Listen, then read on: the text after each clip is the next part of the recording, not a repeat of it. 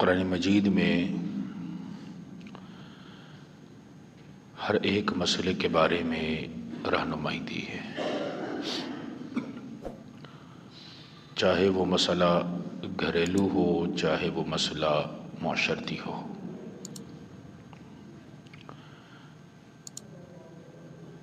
اور اس ضمن میں کچھ ایسی صورتیں ہیں کہ جن میں موضوع ہی دراصل اللہ نے معاشرے کی اصلاح اور جو معاشرے میں برائی کو پیدا کرنے والے عناصر ہیں ان کا سد باب کرنے کا ذکر کیا ہے۔ اور انہی صورتوں میں ایک سورہ النور ہے کہ جس کے بارے میں ہمارے پیارے نبی صلی اللہ علیہ وآلہ وسلم نے فرمایا کہ اپنی بچیوں کو سورہ نور سکھایا کرو۔ اب ظاہر ہے کہ ہم اگر اپنی بچیوں کو سورہ نور سکھائیں گے تو پہلے خود سیکھیں گے تو ان کو سکھائیں گے۔ اگر ہم پہلے خود نہ سیکھیں گے ان کو کیا سکھائیں گے؟ سورہ نور کے بالکل ابتدا میں حد زنا کا ذکر ہے، جس پر پچھلے جمعہ بڑی تفصیلی بات ہوئی کہ اگر کوئی بدکاری کرتا ہے، زنا کرتا ہے، اور میں نے دونوں صورتیں بتا دی تھیں کہ اگر کوئی فزیکل ریلیشن بناتا ہے وہ بھی زنا ہے، جو نہیں بناتا لیکن اس حد تک چلا جاتا ہے وہ بھی زنا ہے، اگر حد اور سزا صرف اسی وقت ہے کہ جب تعلق بنے گا۔ اگر تعلق نہیں بنا تو گناہ تو وہ بھی ہے، زنا وہ بھی ہے۔ اور اللہ نے جہاں زنا پر گناہ رکھا ہے تو اگر جسمانی تعلق بن گیا تو پھر سزا بھی رکھی ہے،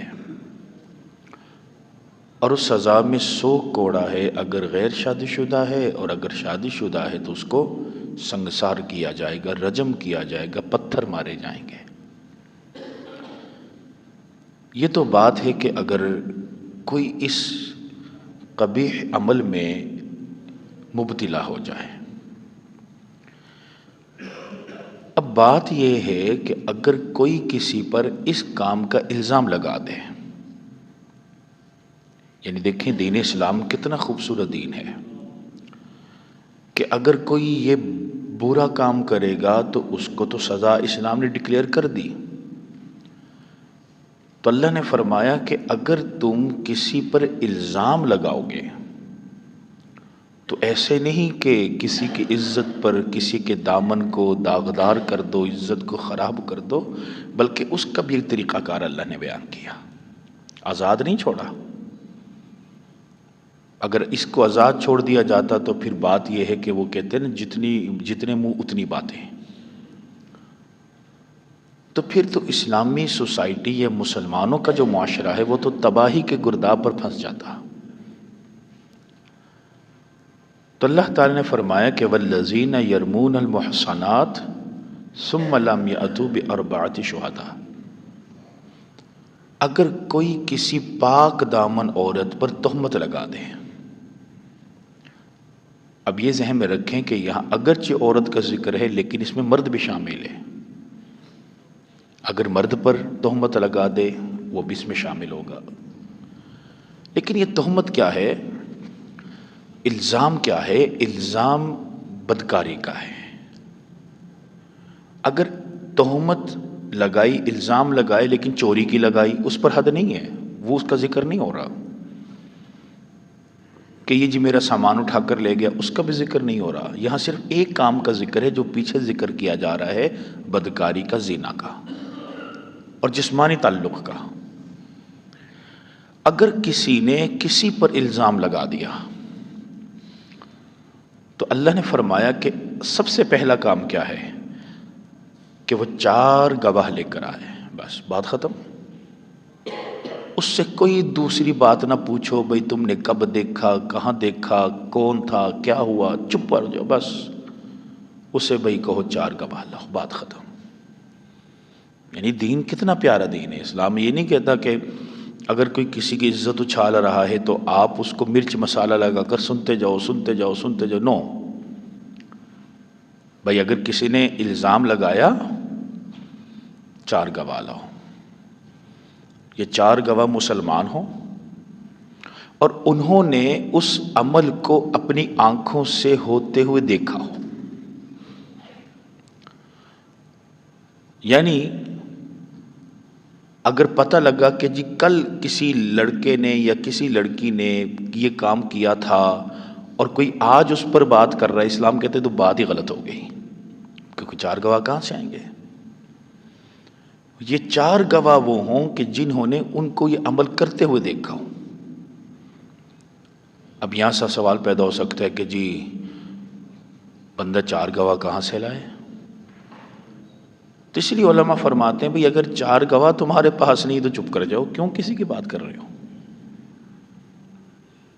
کیونکہ تم جو الزام لگا رہے ہو اس پر سزا بڑی سخت ہے. اب حالانکہ دیکھیں، قصاص، قتل کے بدلے قتل، اگر ایک قاتل ہے اور اس کے قاتل کے قتل کرنے پر 2 گواہ آ جائیں تو قتل ثابت ہو جاتا ہے. یہ دین کا مزاج ہے. قصاص پر 2 گواہیوں کے ساتھ گواہی ہو گئی. نکاح ہے 2 گواہ. لیکن یہاں معاملہ بڑا سخت ہے، کیونکہ یہاں صرف لڑکا اور لڑکی کی بات نہیں ہے، ان کے خاندانوں کی عزت کی بات ہے. اسلام کہتا ہے 4 گواہ لاؤ. وہ 4 گواہ ہوں، عاقل ہوں یعنی میچور ہوں، بچے نہ ہوں، بالغ ہوں، عاقل ہوں، ایسے نہ ہو کہ ان کے ذہنی توازن درستی نہ ہو، اور مرد ہوں. دین نے بڑی واضح باتیں کی ہیں. یعنی اس میں ایک اشارہ یہ ہے کہ تمہارے لیے 4 گواہوں کا بندوبست کرنا مشکل ہے. تو اس کا مطلب یہ ہے کہ تم کسی کے بارے میں بات ہی نہ کرو. بھائی کوئی اگر برا کام تمہیں پتہ لگ گیا کہ ان سے کچھ ہوا ہے تو تم کیوں اس کو پھیلا رہے ہو؟ اس کو پھیلانے کی کوشش ہی نہ کرو. اپنی زبان کو کیوں خراب کر رہے ہو؟ کسی کی عزت، کسی کے گھر کو خراب کرنے کی کوشش کر رہے ہو. یہ تو 4 گواہ لو، بات ختم ہو گئی. اللہ فرماتے کہ ثم لم یاتوا باربعۃ شہداء، اگر 4 گواہ نہیں لا سکے تو فجلدوہم 80 جلدہ، ان کو 2 سزائیں دو. پھر الزام لگانے والے کو 2 سزائیں ملیں گی. پہلی سزا کیا ہے؟ اس کو 80 کوڑے مارو. ولا تقبلوا لهم شہادۃ ابدا، اور اب زندگی بھر اس کی گواہی قبول نہیں کرنی کسی بھی معاملے میں. یعنی یہاں پر علماء نے ایک نکتہ لکھا ہے کہ گواہی قبول نہیں کرنی. مطلب کیا ہے کہ گویا کہ دین اسلام نے حکم تو نہیں دیا لیکن اشارہ کر دی اس کی زبان کاٹ ڈالو، اس کی زبان کاٹ دو. حالانکہ کاٹنی نہیں ہے، لیکن مزاج کیا ہے کہ اب وہ کوئی بھی گواہی دے گا قبول نہیں. دین اسلام نے اس کی زبان پر بھی پابندی لگا دی، اب بولے بھی نہ وہ، کیونکہ اس نے ایک ایمان والے اور ایمان والی پر تہمت لگا دی. اور جو اتنا بڑا کام کر چکا ہے اس کو نہیں پتہ ہے کہ ایمان والے یا ایمان والی کی عزت کتنی اہم ہے اللہ کے ہاں، اور اس نے حرکت کر دی. اب اس کی زبان کاٹ ڈالو. زبان کاٹنے کا مطلب کیا ہے؟ اب اس کی گواہی کبھی قبول نہیں کرنی. یہ تو اس کو 80 کوڑے لگیں گے. اور جیسے سورہ نور کے اگلے رکوع میں یہ بات آ رہی ہے کہ حضرت عائشہ صدیقہ رضی اللہ تعالی عنہا پر جب تہمت لگائی گئی تو اس میں کچھ 3 صحابہ بھی انوالو ہو گئے تھے.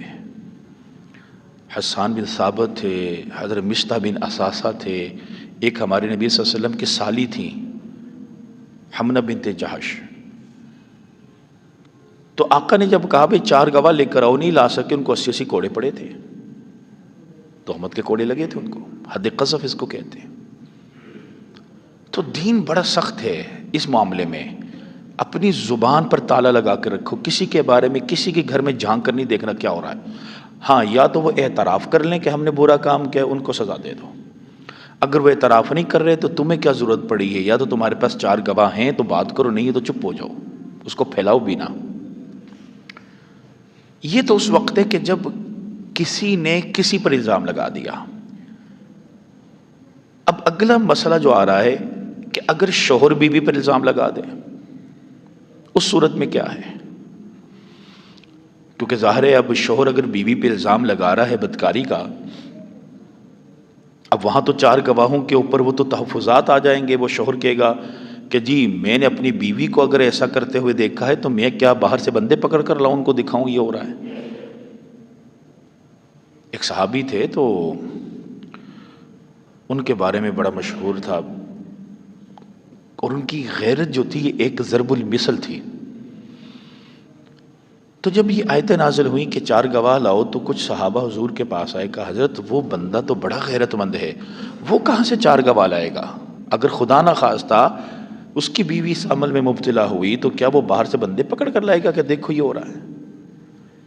تو آقا نے فرمایا کہ اگر وہ غیرت مند ہے نا، اللہ اور اس کا رسول اس سے زیادہ غیرت مند ہے۔ اور یہ آیتیں پھر نازل ہیں۔ اللہ فرماتے ہیں والذین یرمون ازواجہم ولم یکن لہم شہداء الا انفسہم، کہ اگر کوئی اپنی بیوی پر تہمت لگا رہا ہے۔ اچھا اب یہاں پر ایک بات سمجھیے، یہ بات صرف یہ ہے اگر شوہر تہمت لگائے۔ ہاں اگر بیوی لگائے گی اس پر یہ بات نہیں ہے، اس کا کیا حل ہے وہ الگ بات ہے، لیکن یہاں پر جو بات ہے تہمت لگانے کی یہ شوہر کی طرف سے ہے۔ اگر شوہر کہہ دیتا ہے کہ میری بیوی، یا شوہر اپنے ہونے والے بچے کے نسب کا انکار کر دیتا ہے، یہ دونوں صورتیں آ جاتی ہیں کہ یہ بچہ میرا نہیں ہے، تو اسلام وہاں بھی کہے گا 4 گواہ، لیکن وہ کہے جی 4 گواہ تو نہیں آ سکتے، میں نے خود اپنی آنکھوں سے دیکھا ہے، تو پھر کیا ہوگا؟ اسلام کہتا ہے دونوں کو بٹھاؤ اور دونوں سے پوچھو، اس مسئلے کی تحقیق کرو کہ شوہر جو الزام بیوی پر لگا رہا ہے شوہر سچا ہے یا بیوی سچی ہے جو انکار کر رہی ہے۔ اگر تو شوہر کہہ دیتا ہے کہ ہاں مجھ سے غلطی ہوئی، میں نے جھوٹا الزام لگایا تھا، اس کو پھر رسی کوڑے مارو۔ اگر بیوی کہہ دیتی ہے ہاں نہیں مجھ سے غلطی ہو گئی تھی، گناہ ہو گیا تھا، اس کو سنگسار کر دو۔ اب تیسری صورت یہ کہ دونوں نہیں مان رہے کہ میں جھوٹا ہوں، شوہر بھی کہتا ہے میں سچا ہوں، بیوی کہتی ہے جھوٹ بول رہے ہیں میں سچی ہوں۔ اسلام کہتے ہیں پھر اس پر کیا کام کرو؟ فشہادۃ احدہم 4 شہادات باللہ انہ لمن الصادقین۔ اب شوہر کو بٹھایا جائے گا اور شوہر کو کہا جائے گا بھئی اب قسمیں اٹھاؤ، تم اللہ کو حاضر ناظر جان کر قسم اٹھاؤ، اور 4 قسمیں اس بات کی اٹھاؤ کہ انہ لمن الصادقین، کہ تم جو کہہ رہے ہو یہ سچ ہے، تم نے جو دیکھا اپنی آنکھوں سے دیکھا اور واقعتاً جو تم الزام لگا رہے وہ بالکل صحیح ہے، اس پر 4 قسمیں کھاؤ۔ جب وہ 4 قسمیں کھا لے گا تو پھر 5ویں قسم کے بارے میں اللہ نے کہا والخامسۃ ان لعنۃ اللہ علیہ ان کان من الکاذبین۔ 5ویں قسم یہ کھائے گا کہ اگر میں جھوٹا ہوں تو اللہ کی مجھ پر لعنت ہو۔ یہ ہوگی 5 قسمیں شوہر کی۔ اب بیوی کو کہا جائے بھئی اگر تو کہہ رہی ہے کہ یہ شوہر جھوٹ بول رہا ہے تو بھی قسمیں کھا۔ ہاں اگر اب بیوی قسم نہیں کھاتی اس کا مطلب ہے کہ شوہر سچا ہے، بیوی پر سزا جاری ہو جائے گی۔ لیکن بیوی کہتی نہیں میں بھی قسم کھاؤں گی، تو پھر اسلام کہتا ہے، اللہ فرماتا ہے کہ وہ کیا قسم کھائے گی کہ ان تشہد 4 شہادات باللہ انہ لمن الکاذبین۔ وہ 4 قسمیں پہلے بیوی اٹھائے گی کہ اللہ کی قسم یہ شوہر جھوٹا ہے، اللہ کی قسم یہ جھوٹا ہے، یہ جھوٹا ہے، یہ جھوٹا ہے، یہ 4 قسمیں ہو گئیں۔ والخامسۃ ان غضب اللہ علیہ ان کان من الصادقین، 5ویں قسم اٹھائے گی کہ اللہ کا مجھ پر قہر برسے اگر یہ سچا ہے۔ اب یہ 5 قسمیں شوہر نے اٹھائیں، 5 بیوی نے اٹھائیں۔ اب مسئلہ جوں کا توں ہے، پتہ نہیں لگ رہا کون صحیح ہے کون غلط۔ تو یہاں پر دین اسلام نے اور ہمارے پیارے نبی صلی اللہ علیہ وسلم کے بارگاہ میں ایک مسئلہ پیش آیا تھا ایسا، تو آقا نے پھر یہ کیا تھا کہ جب 5 قسم اٹھا لی گئیں تو ہمارے نبی نے دونوں میں طلاق کروا دی۔ اب یہاں پر یہ مسئلہ ہوگا کہ جب دونوں قسمیں اٹھا لیں گے تو دونوں میں آٹومیٹکلی طلاق ہو جائے گی۔ اب ان کا نکاح ایک دوسرے سے نہیں ہوگا۔ ہاں اگر ان کا نکاح ایک صورت میں ہو سکتا ہے دوبارہ، کہ اگر شوہر اپنے الزام پر معافی مانگ کر 80 کوڑے کھا لے، پھر وہ دوبارہ نکاح ہو سکتا، ورنہ نہیں ہوگا، طلاق ہوگی۔ اب یہ طلاق کے بعد اب اللہ کے ہاں معاملہ چلا جائے گا کہ دونوں میں سے جو جھوٹا ہوگا اللہ اس پر اپنی لعنت، اپنا قہر برسا دے گا۔ اس پورے پروسیجر کو کہتے ہیں لعان۔ یہ پروسیجر ہے لعان کا، ایک دوسرے پر لعنت بھیجنا۔ لیکن یہ صرف اس وقت ہے کہ اگر شوہر جو ہے وہ قسم الزام لگا دے، اگر بیوی الزام لگا دے کہ جس کی ریلیشن ہے اور اس کو میں نے دیکھا، تو اب اسلام نے پھر بیوی کو لعان کا اختیار نہیں دیا، بیوی کو خلع کا اختیار دیا ہوا ہے۔ یہ جو خلع ہوتا ہے، یہ ذہن میں رکھنے کی یہ خلع کیا چیز ہوتی ہے۔ خلع میں بیوی جو ہے وہ اپنے شوہر سے علیحدگی کا مطالبہ کرتی ہے، اور بیوی شوہر کو کچھ دے کر آزادی حاصل کرتی ہے کہ بھائی چلو مجھ سے جو تو نے مہر دیا تھا وہ واپس لے لے، یا چلو اتنے پیسے لے لے، چل یہ لے لے۔ اور شوہر جب وہ چیز کو ایکسیپٹ کر لیتا ہے طلاق ہو جاتی ہے۔ لیکن اس میں دو چیزیں ہیں۔